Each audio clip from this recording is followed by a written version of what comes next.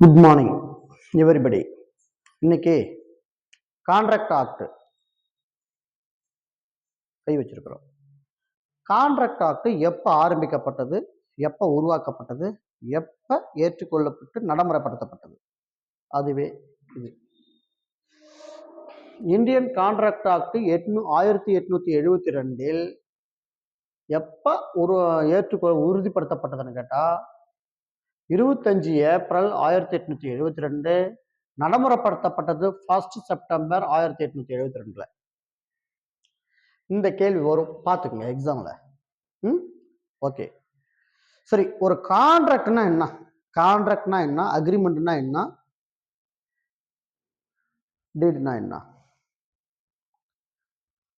கான்ட்ராக்ட்னா ஒப்பந்தம், அக்ரிமெண்ட்னா உடன்படிக்கை, டீடுனா ரைட்ஸ், ஆவணம், பத்திரப்பதிவு இந்த முறையில் போவாங்க. Deed, gift deed, sale deed, mortgage deed போன்றதெல்லாம் நம்ம ஒன்றும் சொல்லலாம். Simple mortgage deed, sale deed, அது சேல் அக்ரிமெண்ட் டீடு, அதெல்லாம் போடுவாங்க. அதெல்லாம் டீடு, இந்த டீடெல்லாம் அந்த வரும். அந்த விஷயத்துல ஆரம்பத்துலேருந்து பார்க்கலாம். Offer proposal section 2A contract ஆக்ட்ல, ரைட்டுங்களா?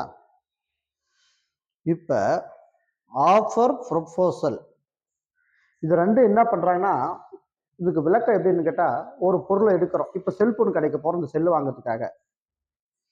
இந்த செல்போனு என்ன ரேட்டு, இந்த மாடல் சொல்லி என்ன ரேட்டு நம்ம கேட்கறோம். இது ஆஃபர். அவங்க ஆஃபர் என்னன்னா, செல்போனை இப்படி வச்சுட்டாங்க டிஸ்பிளேல, அதை போய் நம்ம என்ன, அவங்க ஆஃபர் அப்படின்னா என்ன அர்த்தம், வச்சுட்டாலும் நான் கூப்பிட்டு விற்கிறேன்னு சொல்ல வரல, விற்பனை பண்றேன்னு சொல்ல வரல. விற்பதற்காக, விளம்பரத்திற்காக, விற்பதற்காக அந்த டிஸ்பிளேல வச்சுட்டாங்க, டிஸ்பிளே வச்சுட்டாங்க. அதை போய் நம்ம ஆஃபர். இப்போ நம்ம ப்ரொபோஸ் பண்றோம், இந்த செல்லு விற்கிறீங்களா அப்படின்னு கேட்டா ஆமாம் அப்படி என்றால் விற்பதற்கான அர்த்தம் அடையாளம். இப்ப ஆஃபர் ஓகே ஆயிடுச்சு, ப்ரொபோசல் ஓகே ஆயிடுச்சு. அப்ப செக்ஷன் கம்ப்ளீட் 2A கம்ப்ளீட் ஆயிடுச்சு. Right, okay. இப்ப ரெண்டும் முடிஞ்ச பிறகு என்ன ஆயிடுச்சு, விற்பதற்கான நடைமுறை சாத்தியமாயிடுச்சு. அப்ப அடுத்து என்னது, அக்செப்டன்ஸ், ஏற்றுக்கொள்ளப்பட்டது. நீங்களும் வாங்குறாங்க, நானும் வாங்குறாங்க அப்படின்ற மாதிரி ஏற்றுக்கொள்ளப்பட்டு ஃபர்ஸ்ட் ரேட்டு பேசல, ஏற்றுக்கொள்ளப்பட்டது, அவ்வளவுதான். அதனால இது ஏற்றுக்கொள்ளப்பட்டதுனால கான்ட்ராக்ட் நிறைவேற்றப்பட்டதா, இல்லை. அக்செப்டன்ஸ், ரேட்டு இன்னும் பர்டிகுலரா மென்ஷன் பண்ணணும். இந்த மாடல், இந்த மாடலுடைய செல்லு, இந்த வருஷத்தோட செல்லு, இத்தனை ஜிபி, இந்த மொபைல் என்ன ரேட்டு, நீங்க என்ன ரேட்டு கேட்குறீங்க, அதான் கான்ட்ராக்ட். அப்ப அந்த ரெண்டு கான்ட்ராக்டும் ஓனரும் வாங்குபவரும், பையர் அண்ட் செல்லர், இவங்க ரெண்டு பேருமே என்ன பேச வராங்கன்னா, சொன்ன ரேட்டுக்கு ஓகேன்னு சொல்லி அக்செப்டன்ஸ் பண்ணிட்டு ஏற்று இந்த ரேட்டுக்கு நான் கொடுக்குறேன்னு சொல்லி ஏற்றுக்கொண்டாலே 2B கம்ப்ளீட் ஆயிடுச்சுன்னு அர்த்தம். ஓகே, அடுத்து என்ன வரணும், ரைட். ஆஃபர் முடிஞ்சிருச்சு, ப்ரொபோசல் முடிஞ்சிருச்சு, அக்செப்டன்ஸ் முடிஞ்சிருச்சு. அடுத்து என்ன இருக்கும், கன்சிடரேஷன். இந்த கன்சிடரேஷன் இருந்தால் மட்டுமே தான் அந்த கான்ட்ராக்ட் முடிவு பெற்றது என்று பொருள். அப்ப முடிஞ்சிச்சுன்னு அர்த்தம். இப்ப ப்ராமிசர், இப்ப அக்செப்டன்ஸ் முடிஞ்சிருச்சு, எல்லாம் முடிஞ்சிச்சு. இப்ப ப்ராமிஸ், இப்ப கொடுக்கறதுக்கான உறுதி, அதான் ப்ராமிசர், ப்ராமிசி, 2C முடிஞ்சிச்சு. இப்ப இதுவும் முடிஞ்சிருச்சு. அடுத்து கன்சிடரேஷன், மறுபயன். இது சிம்பிளா அடிக்கடி எல்லா கொஸ்டினும் கேட்கக்கூடாது, இந்த கேள்விதான் கேட்பாங்க. கன்சிடரேஷனா என்ன அப்படின்னு கேட்பாங்க. கன்சிடரேஷன் என்றால் தமிழில் மறுபயன். Any contract, any deed, any agreement without consideration that document is not valid. ஒரே வரியில் முடிச்சுங்க. இதான், எந்த ஒரு ஒப்பந்தமும் மறுபயணம் இல்லாத எந்த ஒரு ஒப்பந்தமும் செல்லா நிலையாகும். செல்லாது, ஒரே செல்லா நிலையாகும் என்பதில்லை, செல்லாது என்பது சட்டத்தினுடைய விதி, இந்திய ஒப்பந்த சட்டத்தினுடைய விதி. அதுதான். அடுத்தது கன்சிடரேஷன் முடிஞ்சிருச்சு, பணத்தை பரிமாற்றங்கள் மறுபயணம் ஓகே ஆயிடுச்சு. அடுத்தது என்ன அர்த்தம், வேலிட் கான்ட்ராக்ட். வேலிட் கான்ட்ராக்டா இருக்கணும்.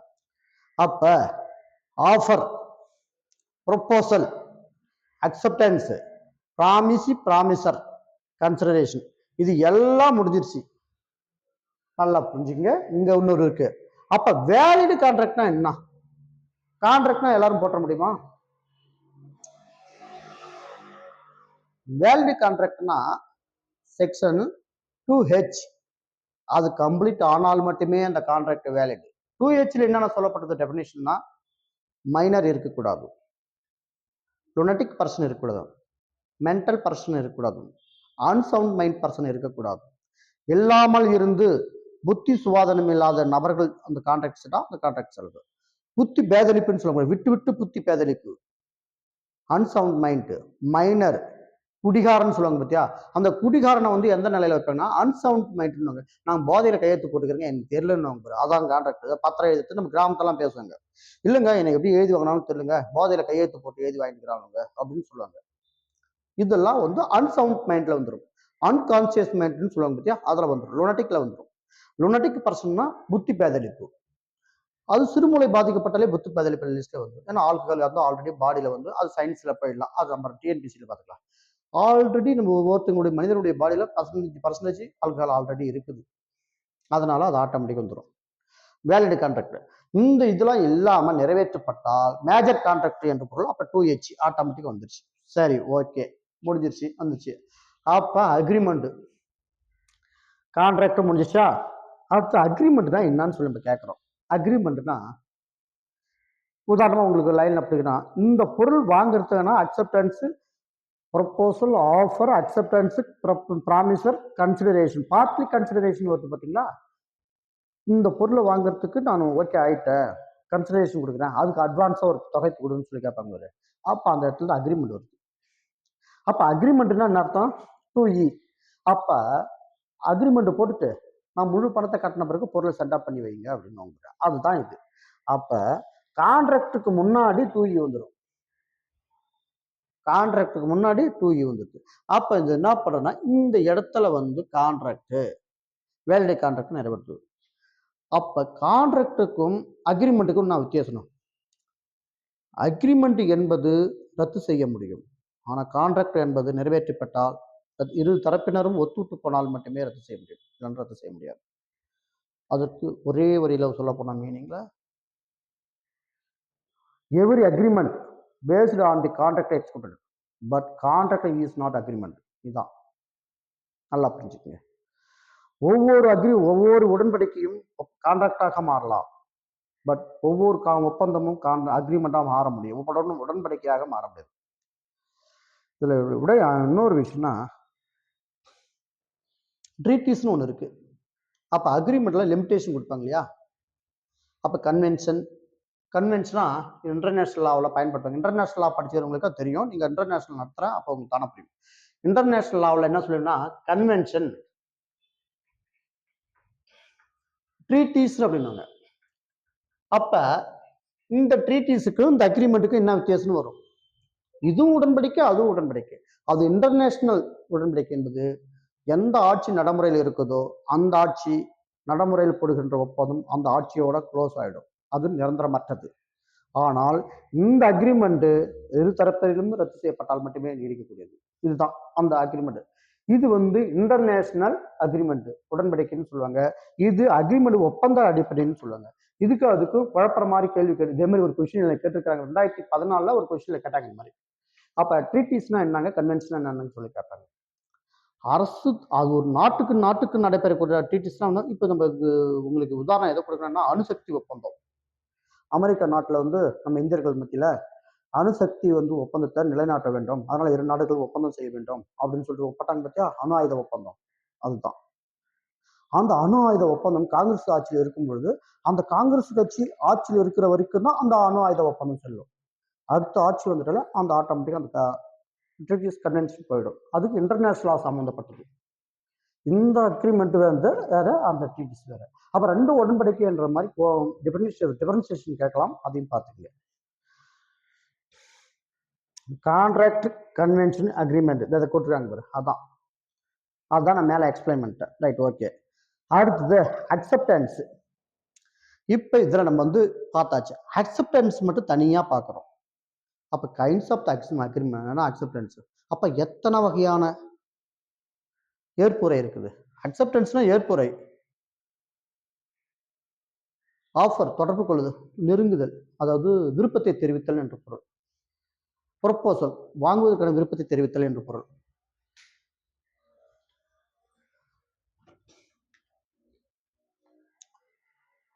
கன்சிடரேஷன் மறுபயன், பிராமிசி பிராமிசர், பிரமாண வாக்கு உறுதிப்படுத்துதல் என்று பொருள். கான்ட்ராக்ட் செல்லும் நிலை ஒப்பந்தம், உடன்படிக்கை, கான்ட்ராக்ட் கன்வென்ஷன் அக்ரிமெண்ட், இது தந்தினே சொல்லியாச்சு. அடுத்து அக்செப்டன்ஸ். ஏற்புரை எத்தனை வகைப்படும்? அந்த ஏற்புரை என்ன பண்றாங்கன்னா எப்போ வருதுன்னா ப்ரொப்போசலும் அக்செப்டன்ஸும் இருந்தால் ப்ரொப்போசலும் அக்செப்டன்ஸ் என்றால் மட்டும்தான் பிராமிசரை கொடுக்க முடியும். ப்ரொப்போசலும் அக்செப்டன்ஸ் இருந்தால் மட்டுமே உறுதியேற்பு எடுக்க முடியும். இவங்க 2 பேரும் வாங்குறன்னு ஒத்துக்கிட்டாதான். உதாரணம், கடையில போயிட்டு நீ மொபைல் வாங்குறன்னு சொன்னா மட்டும்தான் நீங்க அவங்க விற்கிறதுக்கு வச்சுக்கிறாங்க, நீ வாங்குறதுக்கு போய்கிற. இந்த மொபைலுக்கு இந்த ரேட்டுக்கு நான் வாங்கிக்கிறேன்னு சொல்லிட்டு நீ ஏத்துக்கணும், இந்த ரேட்டுக்கு இந்த மொபைல் கொடுக்குறன்னு அவங்க ஒத்துக்கணும். ரெண்டும் ஏத்துக்குச்சுன்னா அக்செப்டன்ஸ் ஆட்டோமேட்டிக்காக வேலிட் ஆயிடுச்சு. சரி, ஓகே ஆச்சு, வாங்குறதுக்கு கன்ஃபார்ம் ஆயிடுச்சு. அடுத்து என்ன பண்ணா அது உறுதி கொடுக்குது, வாங்குறதுக்கு கன்ஃபார்மா பில்லு போடலாமான்னு சொல்லி கேட்பாங்க. அதுதான் உறுதி உரை, அதான் பிராமிசி.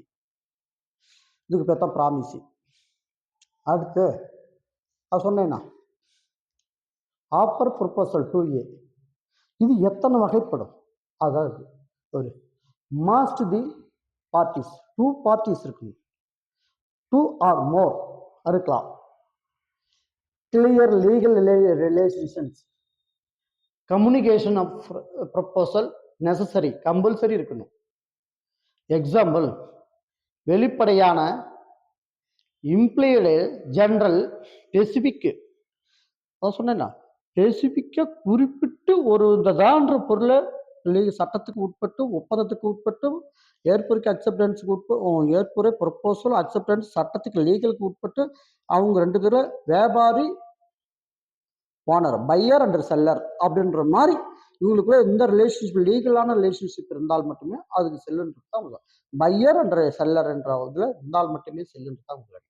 சரி, இதுக்கு என்ன சொல்ல வராங்கன்னா அடுத்தது invitation to the offer is not ஆஃபர்ன்றாங்க. இப்ப நான் வாங்க, இந்த செல்லு நான் விற்கிறதான் வச்சிருக்கிறேன், டிஸ்பிளே வைக்கிறாங்க, போர்டு வச்சுறாங்க, இந்த கடையில் மொபைல் விற்கப்படும், இல்லை செல்போன் விற்கப்படும், அல்லது ஹெட்செட் விற்கப்படும் அப்படின்ற ஒரு டிஸ்பிளே போர்டு வச்சுக்கிறாங்க, கிடைக்கும் என்று போர்டு வச்சுட்டாங்கன்னா அது ஆஃபர் ஆகுமா? இல்லை.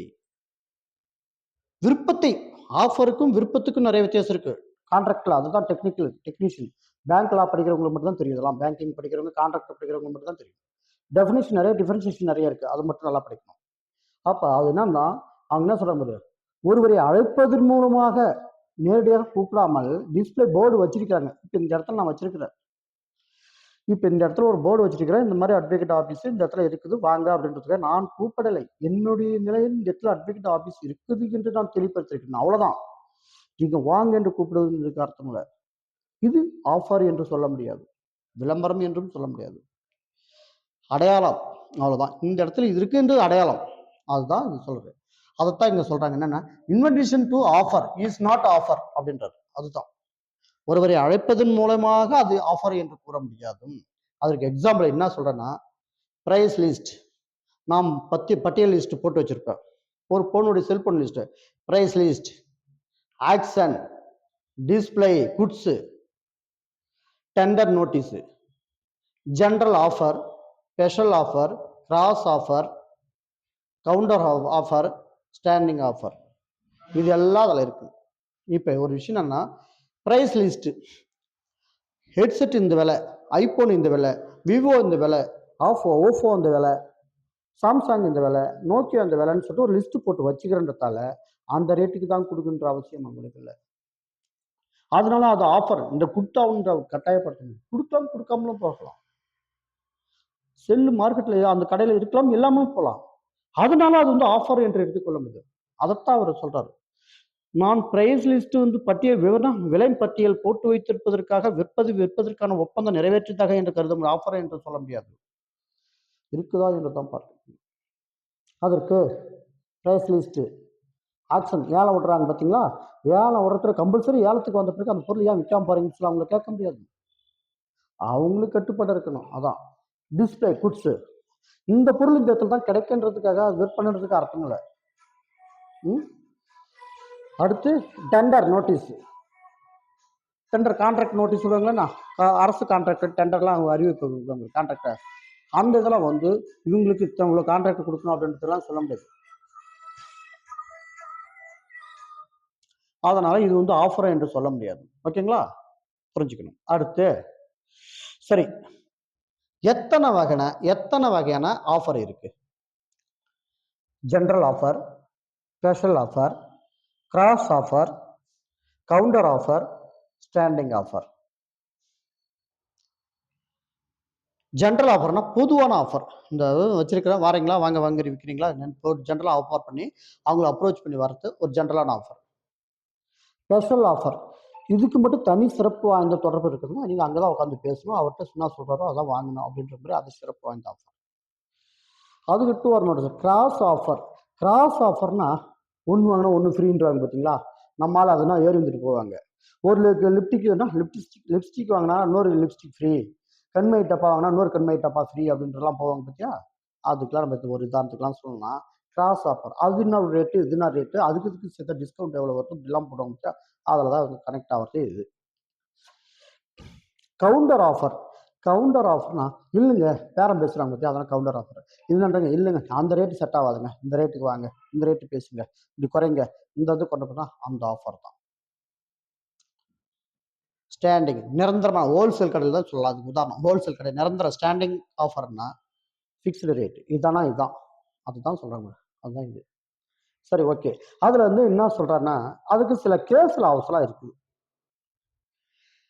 கேஸ் லாவில் என்ன சொல்கிறேன்னா கேர்லில் வெர்சஸ் கார்பலிக் ஸ்மோக் ஃபால் 1873 இந்த ஒரு வழக்கில் சொல்லப்பட்டுள்ளது. ஹார்வி வெர்சஸ் ஃபேசி 1808 இந்த வழக்கிலும்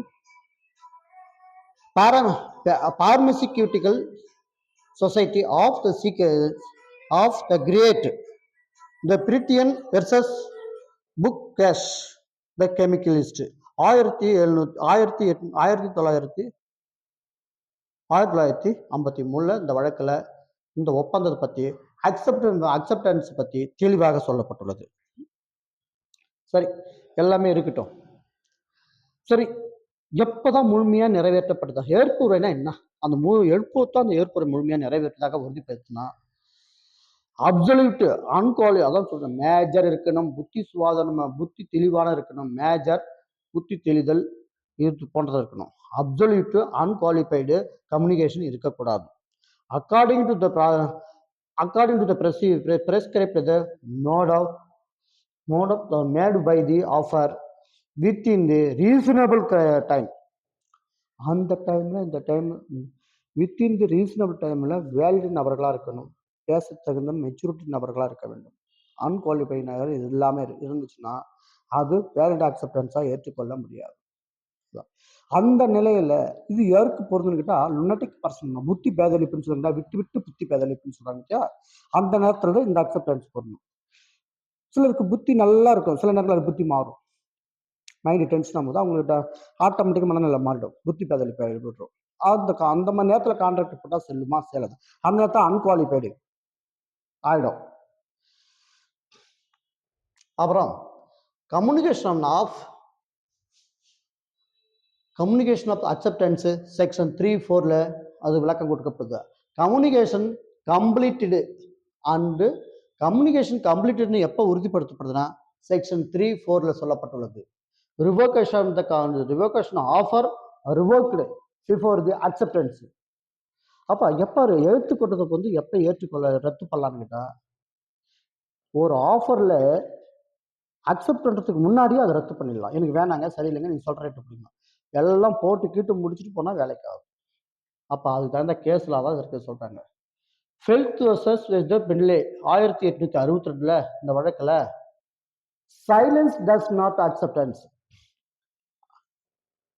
அமைதியாக இந்த பொருள் ரேட்டு சொல்லிகிட்டே இருக்கிறதால நான் கேட்டுக்கிறேன், அப்போ நான் ஏற்றுக்கொண்டதுன்னு அர்த்தம் இல்லை. நான் அமைதியாக இருக்கிறேன், கேட்டுட்டு அமைதியாக நீ லிஸ்ட்டு சொல்ல நான் கேட்டுகிட்டே இருக்கிறேன்னா அதை நான் ஏற்றுக்கொண்டதாக அர்த்தம் இல்லை. அது அக்செப்டன்ஸ் இஸ் நாட் அக்செப்டன்ஸ்னு சொல்கிறாங்க இந்த வழக்கில். பெல்தோஸ் வெர்சஸ் த ஃபென்லே 1862 வழக்கில். கோவுந்தாஸ் கேட்ஸ் வெர்சஸ் கில்டர்லால் என்ற வழக்கில் ತರಿಸ್ಬಿಟ್ಟಿದ್ದಾನ contract cancelled under accepted is received. எப்போ ரிசீவ்டு கான்ட்ராக்ட் முழுமை பெறுதுன்னு கேட்குறாங்க. இப்போ என்ன பண்ணுறேன்னா, இப்போ ஏற்புரை பண்ணியாச்சு, ஏற்புரையிலே இருக்குதுன்னு வச்சுக்கலாம். இப்போ கொரியரில் ஒரு பொருள் இங்கே வந்து அனுப்பிச்சி விட்றோம், இடையில நிற்குது. அந்த கடையில இருந்து பொருளை அனுப்பிச்சி விட்டாச்சு, பார்ட்டிகிட்ட போய் ரீச் ஆகலை, அந்த சைடும் வரல. அங்கே டெலிவரி பண்ணியாச்சு, அங்கே டிஸ்பேச் ஆயிடுச்சு பொருள், ஒரு கம்பெனிலேருந்து டிஸ்பேச் ஆயிடுச்சு. ஆனால் பட் நாட் ரிசீவ்டு வந்து பையர் வந்து நாட் ரிசீவ்டு பண்ணல. அந்த கான்ட்ராக்ட் ரிசீவ் பண்ணப்பட்டதா? இல்லை, இடையில் நிற்கப்பட்டது, அக்செப்டன்ஸ்லேயே இருக்குது என்று பொருள். அப்போ இஸ் நாட் கான்ட்ராக்ட் இஸ் இருக்குது. அப்போ acceptance is not received, acceptance மட்டும் தான் ரிசீவ் பண்ணிருக்காங்களே, கான்ட்ராக்ட் நாட் ரிசீவ்டு, வேலிட் இல்லை. அப்போ முழுமையாக கையெழுத்து போட்டு அதுக்கு முழுமையான பணம் செலுத்தினால் மட்டுமே அது ரிசீவ். அப்போ அது அந்த வழக்கு சம்பந்தமாக தான் அது வரைக்கும் சொல்றாங்க. கால்மர் ஷெக்லா வெர்சஸ் கௌரி தத் என்ற வழக்கில் acceptance without any knowledge of the offer is invalid. இதுதான் இன்னும் அக்செப்டன்ஸ் வித்தவுட் நாலேஜ் ஆஃபர் இங்கே இஸ் இன்வேலிட். ஒரு ஆஃபர்லையும் அக்செப்டன்ஸு ஒருவருக்கு தெரியாமலே நான் பொருள் அனுப்பிச்சிட்டேன், நீ வாங்காட போ அப்படின்றத வச்சு அவங்கள முடிவு பண்ண முடியாது. அவருக்கு நாலேஜ் கிடைக்கிற வரைக்கும் அது அக்செப்டன்ஸாக ஏற்றுக்கொள்ள முடியாது. அதனால without knowledge is not wild. இப்போ கொரியர்லேருந்து பொருள் அனுப்புற பார்த்தீங்களா, அந்த தகவலை உங்களுக்கு தெரிவிக்கலன்னா நீ அனுப்பிச்சி விட்டுதான் அவங்களுக்கு தெரியாது. அதனால் நீ அனுப்பிச்சி விட்டு கம்முனே இருந்தால் அந்த நாலேஜ் உங்களுக்கு தெரியாது. அப்போ தெரியாத வரைக்கும் அந்த அக்செப்டன்ஸ் இஸ் நாட் வேலிட், அதான் இன்வேலிடு. ஓகேங்களா? அந்த பில்லு ரசீது இவங்களை அனுப்பிச்சுட்டு பொருள் அனுப்பிச்சுட்டு தேதியில் ரிசீவ் பண்ணிக்கோங்க அப்படின்னா ஓகேனா ரைட்டு, இல்லைனா ரிட்டர்ன் போயிடுச்சுன்னா அது பொறுப்பு இல்லை. அந்த கான்ட்ராக்ட் அக்செப்டன்ஸ் நாட், அப்போ அக்செப்டன்ஸ்லேயே கேன்சல் ஆகிடுதுன்னா அந்த கான்ட்ராக்ட் இஸ் நாட் வேலிடு. அதுதான் இது. புரிஞ்சுதுங்களா? இன்னைக்கு கான்ட்ராக்டை பற்றி இயர்லி ஸ்டேஜில் சொல்லியிருக்கிறோம். அடுத்தது டீடு, ரைட்ஸ் டிரான்ஸ்ஃபரபிள், அக்ரிமெண்ட் உடன்படிக்கை, கான்ட்ராக்ட் வேலிட் கான்ட்ராக்ட். இதுக்கு மூணு உள்ள வித்தியாசம் என்னன்னா, ப்ராப்பர்ட்டிஸ் மட்டும் டிரான்ஸ்ஃபர் பண்ணுறது டீடுக்கு சம்மந்தப்பட்டது, அது ரைட்ஸ் டைட்டில் டீட்ஸ் வந்து டிரான்ஸ்ஃபர் பண்ணுறது, இல்லை மார்க்கேஜ் அதுக்கு இதுன்னு பண்ணுறது அது டைட்டில் டீட்ஸ். குட்ஸுங்களை வாங்கிறது போகிறது எல்லாம் பண்ணுறது அக்ரிமெண்ட் ஆர் கான்ட்ராக்ட், ரெண்டுமே. இது ரெண்டுக்கும் உள்ள வித்தியாசம் இதுதான். ஓகேங்களா? டீட் அக்ரிமெண்ட்டுக்கும் கான்ட்ராக்டுக்கும் உள்ள வித்தியாசம். அப்போ அக்ரிமெண்ட்டும் கான்ட்ராக்டும் ஒன்னான்னு மட்டும் என்னைக்கு நினைச்சிடாதீங்க. Every agreement based on the executed the contract, but contract is not agreement. ஒவ்வொரு ஒப்பந்தம், ஒவ்வொரு உடன்படிக்கையும் கான்ட்ராக்டாக உருவாக்கலாம், ஆனால் ஒவ்வொரு கான்ட்ராக்டும் அக்ரிமெண்டாக உருவாக்க முடியாது. இதுதான். நன்றி. இந்த வீடியோவுக்காக சிறப்பு வாய்ந்த கஷ்டப்பட்டு இருக்கிறாங்க கௌசல்யா மேடத்துக்கு. தூக்க கலைப்பில் இருக்கிறாங்க பாவம். அதனால் அவங்க தூக்கம் கலையிறதுக்காக தூக்கத்தை டிஸ்டர்ப் பண்ணக்கூடாதுன்னு சொல்லிட்டு